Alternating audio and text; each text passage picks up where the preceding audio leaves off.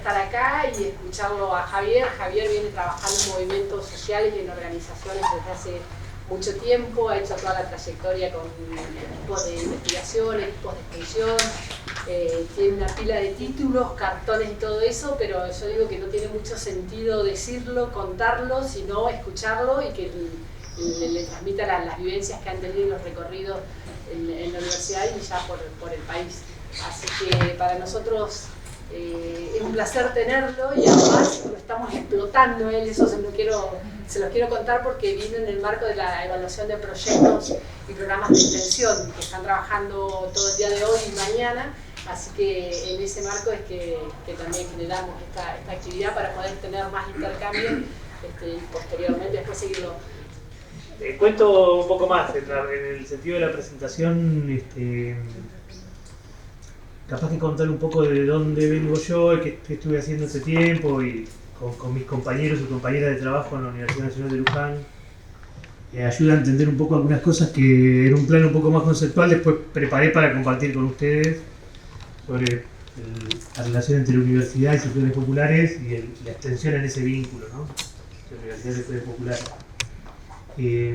Digo, porque a veces entender de dónde, qué es lo que uno viene haciendo ayuda a entender con más claridad por qué dice ciertas cosas, incluso a discrepar con más aciertos. Si alguien quiere debatir alguna cosa de la que yo vaya a plantear, está bueno poder saber por qué planteo lo que planteo. Por ahí pensar una intervención mía de un rato, 20 minutos, media hora, y después abrir a intercambio, digamos, porque todos tenemos cosas para decir y está bueno poner en juego el modo en que están mirando los temas de los que yo voy a hablar ahora. Supongo que todos y todas vinieron por algún motivo que tiene que ver con este tema de la relación entre universidad y sectores populares. Bueno, sin dar mucho más vuelta, digamos, hay un equipo docente del área de educación de adultos en movimientos sociales en Luján que tiene cerca de 25 años de trabajo en extensión universitaria. Yo tuve la suerte de ser parte de ese equipo, que dirigió una compañera que se jubiló el año pasado, pero siempre está ahí entre nosotros, aunque bueno, ya no va a laburar codo a codo todos los días, que es la profesora Norma Michi, que en un determinado momento vuelve a dar clases a la carrera de Ciencias de la Educación con una propuesta muy interesante de articulación entre docencia y extensión, que tenía por lo menos dos componentes que se plantearon inicialmente en mediados de la década del 90 y que seguimos teniendo como línea de trabajo, que tienen que ver con dos cuestiones. Una, proponerles a los estudiantes que conozcan una realidad compleja, que es la realidad de los sectores populares y sus procesos de organización, planifiquen con esas organizaciones populares una actividad vinculada a su perfil profesional, la realicen y traigan al aula reflexiones acerca de lo que hicieron. Es una intervención pedagógica que requiere mucho esfuerzo, pero que también tiene resultados muy valiosos. Para nosotros es algo que siempre hicimos y que no pensamos dejar de hacer porque creemos que por ahí pasa mucho, tiene una potencia formativa muy grande, ¿no? Y después el segundo elemento que tenía esa propuesta que traía esta compañera Norma tenía que ver con trabajar con organizaciones populares en un contexto muy particular, el del conurbano, década del 90 inicialmente, pero después cambiaron las cosas y seguimos haciendo más o menos lo mismo en este aspecto, que es no ir a trabajar a un territorio de manera con una presencia universitaria parada, sin situarse en el marco de la dinámica social de ese territorio. Es decir, nunca ir a hacer una actividad en un territorio, sino hacer actividades en el marco de organizaciones sociales del territorio.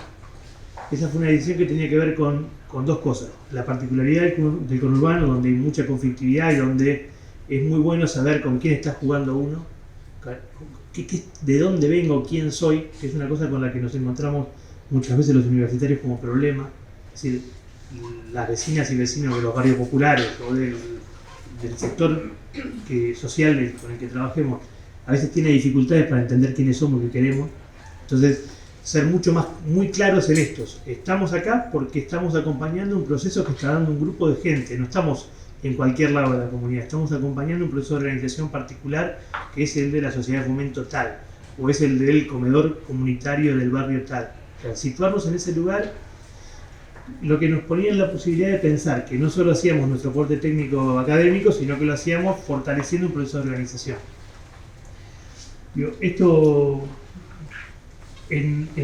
lo hicimos, lo seguimos haciendo con cosas que podría después por ahí pormenorizar, pero que tienen que ver con establecer acuerdos muy claros con las organizaciones acerca de lo que vamos a hacer, en un proceso de irlas conociendo y que ellos nos vayan conociendo a nosotros, que ellas nos vayan conociendo a nosotros, que no es un proceso de un día para otro, sino que es paulatino, ¿no?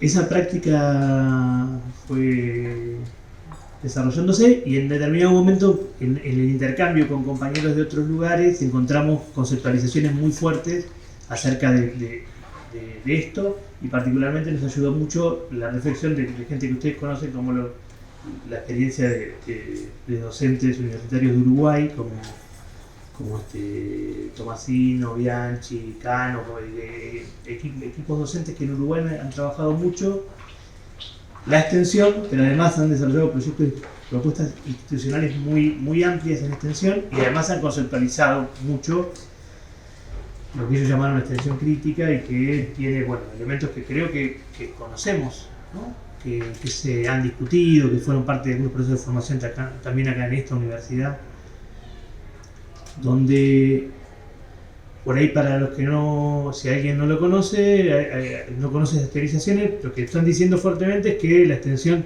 puede tener un papel central, no solo en hacer ciertas cosas afuera, sino además en impactar sobre la realidad de la formación de los estudiantes en la universidad, y además en las agendas de investigación, en las temáticas de investigación, en la construcción de problemas de investigación, y además pensar la extensión no solo como aportes para mejorar la realidad externa, sino también para, además de mejorarla, transformarla allá donde haga falta, digamos, ¿no? Pensar la realidad no solo como algo a mejorar con los aportes modestos que podemos hacer, sino hacer el esfuerzo por acompañar los procesos que hacen los sujetos colectivos que están peleando por transformar la realidad, ¿no? Eso lo encontramos muy bien teorizado los uruguayos, que la verdad que fueron muy lúcidos a la hora de poder decidir estas cosas, y me exime de contar mucho más, incluso podemos profundizar. De esa concepción de extensión crítica, yo quería quedarme con un pedacito nomás que tiene que ver con el mundo de las organizaciones populares. Yo decía inicialmente, lo que Norma nos proponía era la idea de que podemos ir a hacer un proceso de alfabetización en un barrio, pero a la par de hacerlo podemos estar fortaleciendo un proceso de organización de ese barrio.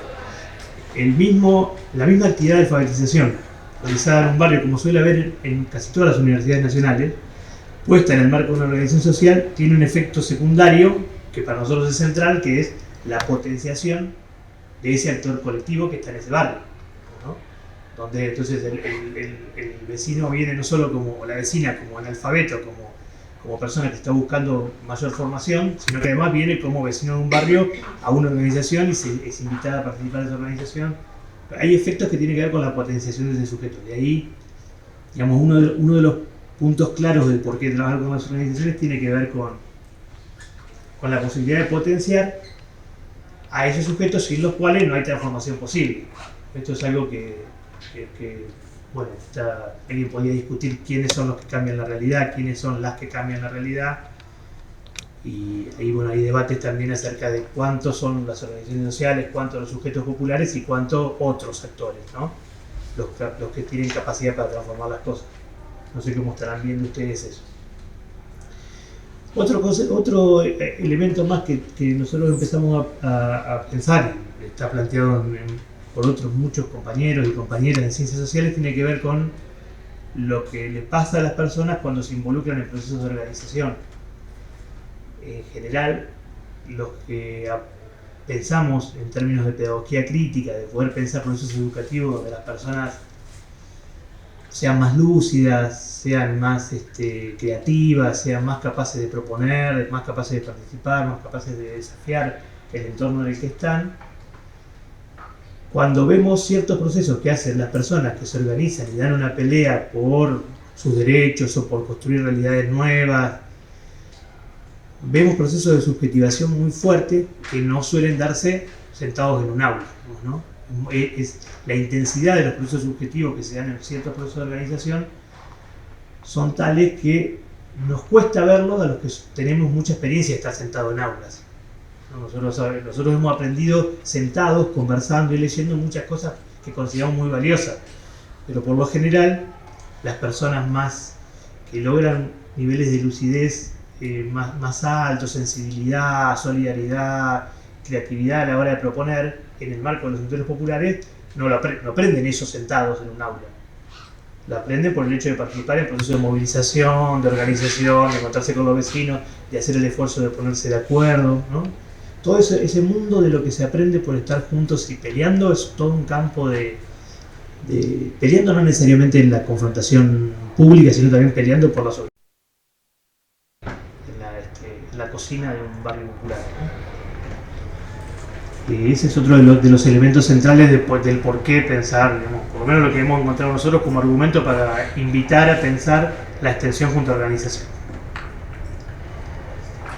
Y el tercero que quería proponer un país para debatir tiene que ver con algo que también lo veníamos viendo nosotros, lo venían discutiendo muchos movimientos, muchas organizaciones, muchos compañeras y compañeros que están en el campo de las organizaciones populares y los movimientos, escribiendo y pensando los propios movimientos, pero lo planteó, lo formuló con mucha claridad un politólogo boliviano que se llama Luis Tapia, que dice que los movimientos sociales, esas organizaciones que logran más alcance y más fuerza para poder transformar la realidad, permanecen en el tiempo y logran cambiar la realidad cuando factualizan realidades. Dice, un movimiento es un conjunto de sujetos muy grande, muy crítico, que no tiene lugar en la sociedad, no le da lugar, entonces empuja para tener lugar, ¿no? Empuja para estar, para hacerse valer, para decir su palabra,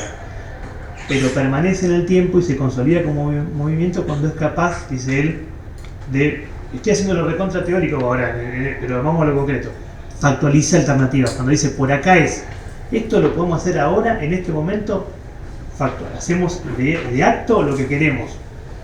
Entonces logramos que desde las organizaciones construir una realidad que antes no estaba y que marca el camino. Le dice al Estado, le dice a la sociedad, le dice al que quiera escuchar que las cosas son por acá. Un ejemplo muy grande, bueno, si vamos a Bolivia, el ejemplo grande de las comunidades indígenas generando autogobierno, es un ejemplo, es decir, vamos a seguir existiendo en la medida que vamos a seguir autogobernándonos. El hecho mismo de que generar formas de regulación propia, formas de justicia propia, hace que ese movimiento indígena se mantenga en la acción. Igual el mundo indígena es difícil de comprender, por ahí pongo un ejemplo más cercano a nosotros, Brasil. El movimiento sin tierra es un ejemplo muy claro de factualización. Dicen, ahí es una crítica, el movimiento sin tierra es una crítica muy fuerte a la distribución de la tierra. No sé si lo conocen los movimientos sin tierra, supongo que muchos sí, ¿no? Hay desigualdad en el acceso a la tierra, mucha gente que tenía tierra la va perdiendo porque la concentración es tal que son endeudados, son hipotecados, expulsados. El que tiene hijos, tiene 3 hijos y puede ubicar a uno en la tierra, reparte la tierra con otro de los hijos y el tercero es expulsado de la ciudad, ¿no?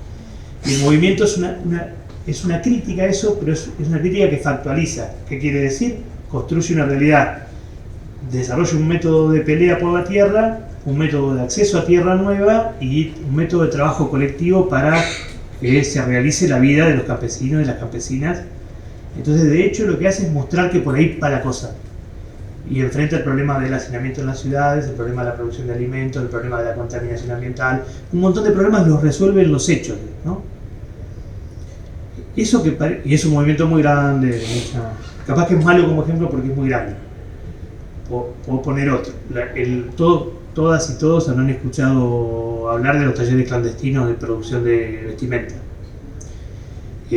Hay críticas, está claro que hay críticas a esos talleres, y hay denuncias y hay muchas movilizaciones, ha habido scratches a los talleres para que se cierren. ¿Para cuándo se configura un movimiento de las costureras y de los costureros? Cuando las organizaciones de costureras y costureros logran desarrollar una línea de trabajo que resuelve el ingreso de la costurera. Esto estoy hablando de una realidad más cercana y local, sobre todo en la periferia de Buenos Aires y en algunos lugares de la capital federal, ¿no? De resolver el tema del trabajo colectivamente, exigiendo recursos al Estado en términos de maquinaria e insumos, peleando por espacios de comercialización. El movimiento factualiza una realidad. Ese es otro ejemplo de lo que podría pensarse como factualización y que es muy interesante para nosotros, porque cuando hay procesos así llamados, así conceptualizados, hay procesos de conocimiento muy, muy intensos. O sea, todas esas costureras y costureros que se implicaron en ese proceso están conociendo cosas que antes no conocían, apoyados en un saber que tenían, que es el saber de la profesión, pero profundizando en cosas que antes no conocían, de lo más variadas y con las que nosotros tenemos posibilidad de tener relación. Digamos, son saberes que probablemente nosotros tampoco tengamos. Digamos, si nosotros nos ponen a organizar una experiencia de gestión de una cooperativa de costura, va a fracasar esa cooperativa de costura con nosotros, porque estamos acá, ¿no? Tenemos que ser muy claros en eso. Nosotros no tenemos esos elementos, pero sí tenemos algunos elementos que podrían aportar a fortalecer esos procesos, y tenemos un montón de esos elementos. Entonces, cuando hablamos con compañeras y compañeros universitarios, pensar que ese concepto es un concepto muy útil porque nos pone la atención en un lugar muy pertinente, que es el de poder acompañar procesos donde la sociedad está dándose respuestas, está autogenerando respuestas para situaciones que el sistema social no tiene respuesta.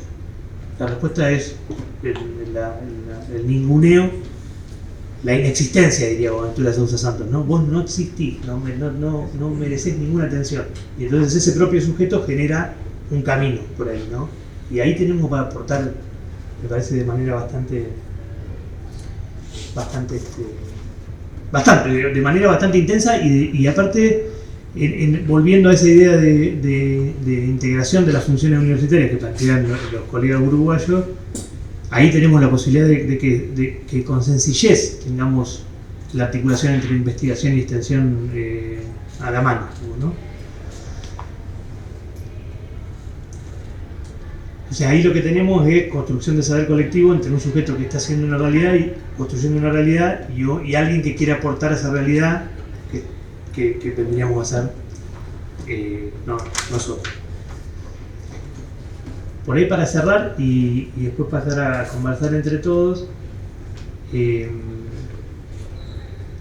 una vieja afirmación que viene de Paulo Freire, por lo menos otro más que, digamos, personas como Paulo Freire o como la propia Norma, que yo con la que empecé la charla, o Luis Tapia, son personas que en realidad aparecen como expresiones humanas, son sujetos concretos, pero también expresan procesos sociales que se van dando y que ellos logran poner en palabras, ¿no? Paulo Freire puso en palabras esta expresión de que no hay forma de neutralidad en la educación. Nosotros como docentes no podemos ser neutrales porque de una u otra manera nos implicamos y tomamos decisiones acerca de proyectos, acerca del sentido del que estamos haciendo las cosas. Tenemos ideas acerca de quiénes son los sujetos con los que trabajamos. Bueno, no le voy a recitar a Paulo Freire, que todo el mundo lo conoce. Pero lo traigo porque me parece que parte de esta perspectiva entra en conflicto con una idea que está muy arraigada en la universidad, que es que la universidad puede ser neutral. La universidad podría ser neutral frente al desarrollo de la sociedad, frente a la conflictividad social, frente a los problemas de la desigualdad, los problemas de la subalternidad. Podríamos ser neutrales porque, bueno, en principio podríamos ser neutrales porque poseemos un conocimiento que es válido para todas las cosas, que es superior, que es un conocimiento que es indiscutible. En parte por eso, ¿no? Entonces con esto que estoy diciendo supondría poner en discusión esa neutralidad y asumir que estar en procesos de conflicto, ser parte de procesos conflictivos, no necesariamente el conflicto es algo... En la presencia en la calle y la movilización callejera. El conflicto es un conjunto de cosas, es pronunciarse frente a cosas donde hay debate, es de animarse a decir que uno está en desacuerdo con ciertas formas de producir, animarse a decir que... Y en la universidad tenemos problemas para eso, tenemos problemas para eso y creo que son problemas que tienen que ver con la madurez, digamos, que tienen que ver con pensar que lo que conocemos tiene límites y que tenemos que asumir esos límites y pensar cómo jugamos en esa conflictividad, si la asumimos o podemos jugar a la neutralidad. Eso sé que es polémico ese punto. Bueno, entonces yo cerraría por acá.